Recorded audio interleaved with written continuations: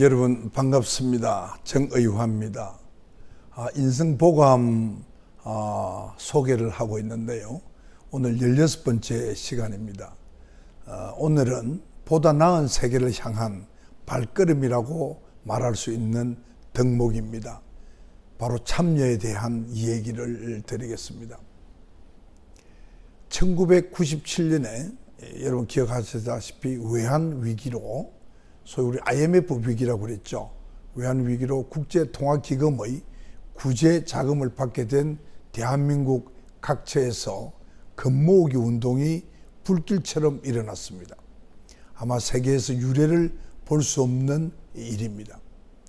아기들 돌반지와 같은 장롱 속에 금부치들을 끌고 모아서 구제 자금을 갚자는 애국심의 발로였습니다. 위기에 빠진 나라를 위해서 개인적인 손실도 마다하지 않는 우리 대한민국 국민들의 참여의식은 세계를 감동시켰습니다. 강대국 틈새에서 수많은 고초를 치른 우리 한국인은 민족 공동체에 대한 헌신적인 참여를 통해서 국난을 헤쳐왔습니다.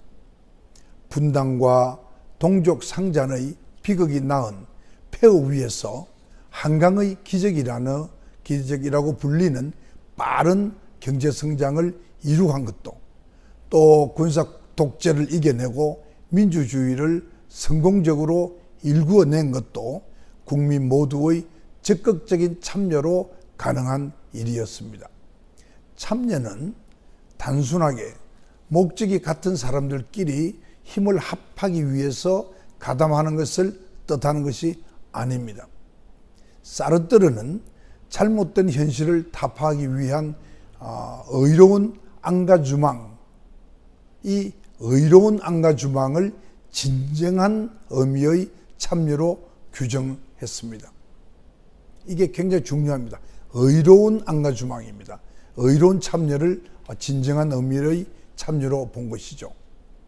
고도의 사회 분화나 전문화 경향을 특징으로 하는 현대 사회에서는 생활관이 개인 차원에 국한함으로써 타인의 남의 삶이나 사회에 무관심이 커질 수 있습니다. 즉 내가 뭘 어떻게 할 수 있겠어 하는 그런 편협한 생각으로 자기 일에만 몰두하는 이기적인 사고나 행위가 팽배하기 쉽습니다. 이 같은 공동체에 대한 무관심은 참여의 가치를 포기하는 것입니다. 따라서 공동체에 대한 소속감이나 일체감을 악화시켜서 결과적으로는 개인의 발전도 가로막게 되는 것입니다. 개인은 참여를 통해서 자신이 사회적으로 유용하고 중요한 존재라는 점을 확신하게 됩니다. 자신이 속한 공동체에 도움이 되는 무엇인가를 실행하는 과정에서 보람과 성취감을 느끼게 되는 것입니다. 방관하거나 또는 주춤거리지 않고 옳다고 생각하는 바를 적극적으로 행동에 옮기는 결단, 그것이 바로 참여인 것입니다. 자신이 원하는 것을 남이 해주기 바라고 속절없이 기다리는 사람은 아무것도 얻을 수가 없습니다. 구경꾼처럼 눈치를 보면서 관망만 하는 사람도 결코 삶의 주인이 될 수 없습니다. 2010년 프랑스에서 출간된 후 전 세계에 3,500만 부 이상의 그 판매량을 기록한 소책자가 있습니다.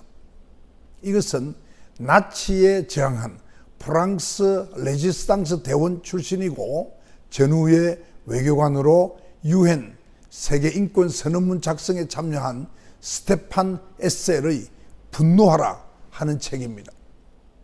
죽음을 앞둔 노년의 레지스탕스는 세상의 부정의와 불합리에 체념한 이들에게 분노하라고 일갈합니다. 이후에 그는 후속된 몇 권의 책자에서 분노에 그치는 대신 보다 나은 세상을 만들기 위한 참여를 역설합니다. 제가 그 일부를 소개하겠습니다. 분노한 자들에게 주는 나의 메시지는 분노하는 것에 그치지 말고 책임 있는 자세로 참여하라는 것입니다. 세계를 변화시키고 공감하십시오. 진정한 글로벌 사회의 시민이 되십시오. 여러분은 여러분의 삶을 바꾸어야 합니다. 무엇 때문에 분노합니까? 여러분이 지금까지 여러분의 삶을 바꾸지 않았기 때문입니다. 민주주의는 시민의 자발적인 정치 참여를 통해서 유지됩니다.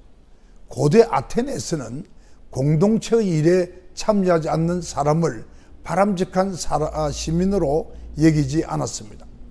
서양에서 봉건적 신분 질서와 폐쇄적 장운 경제를 혁파하며 민주주의와 자본주의를 탄생시킨 중세 도시들에서도 시민의 자발적인 참여에 의한 자치를 중시하였습니다.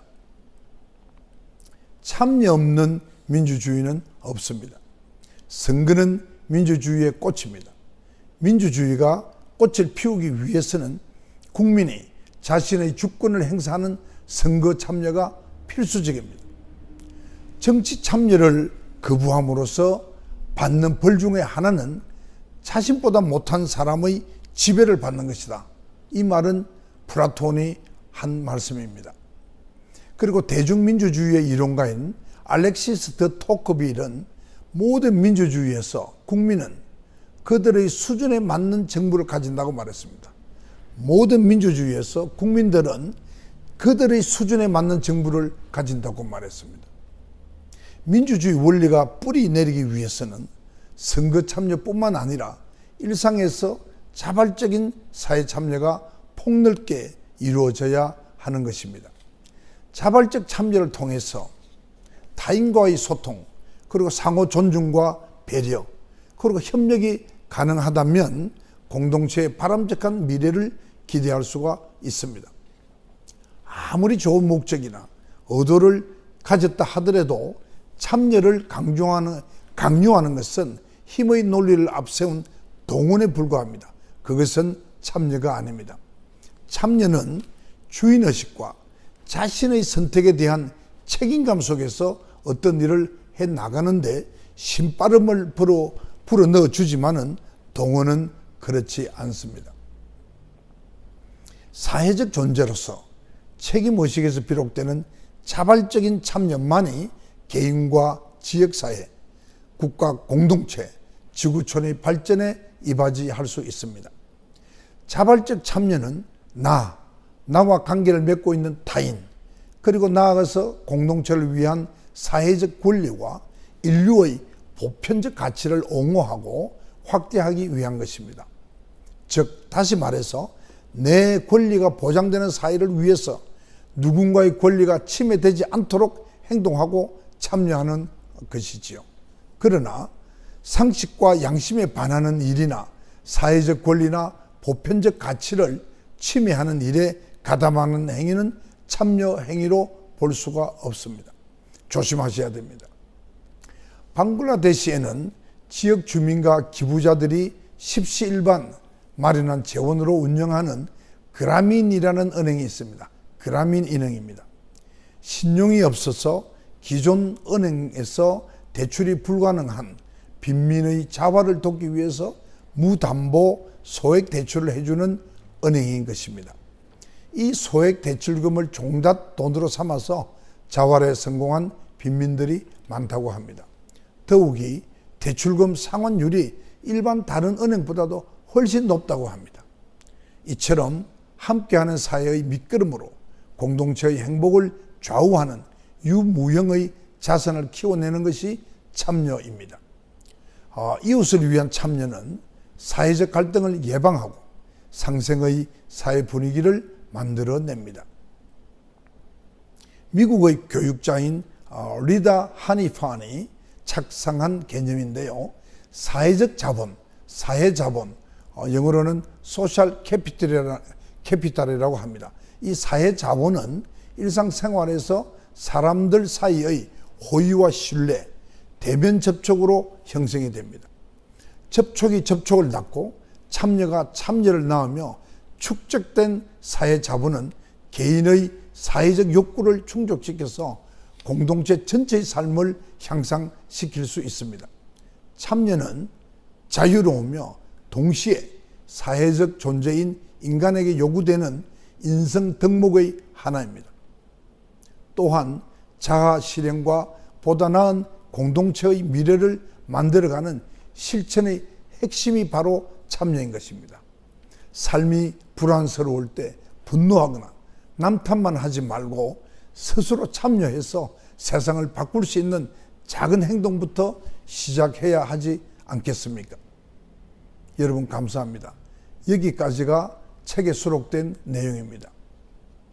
저는 우리 사회가 선진국으로 발전하기 위해서는 우리나라의 어떤 분야에서든 공무원 사회건 민간 분야건 우리 사회의 어떤 분야건 잘못된 관행이나 제도에 문제가 있으면 우리 국민들이 참여의식으로 고쳐나가는 노력이 필요하다고 생각합니다. 그래서 이 시민사회의 그 힘이 현대사회에서는 굉장히 중요합니다. 우리 헌법 7조에 보면 공무원들은 국민을 위해서 봉사하는 역할을 할 때에 해야 된다고 되어 있습니다. 이와 같이 헌법 7조를 지키는 그런 공무원들이 대부분이 될 때에 우리나라의 민주주의는 완성될 것으로 저는 믿고 있습니다. 인간은 혼자서 살 수 없습니다. 나 하나 잘 살면 된다 이런 생각은 금물입니다. 절대 그렇게 생각하지 말아야 됩니다. 함께 더불어서 잘 사는 그 공동체 사회를 살아가는 그런 공동체 의식이 절대적으로 중요하다고 생각합니다. 지금 제가 걱정하는 것은 우리 사회에 그런 이기적, 개인적 사고는 팽배되고 공동체 의식은 점점 소멸돼 가는 것이 너무나 안타깝고 이대로 가면 우리 사회는 망가질 수밖에 없다 이렇게 생각을 합니다. 여러분 경청해 주셔서 대단히 감사합니다.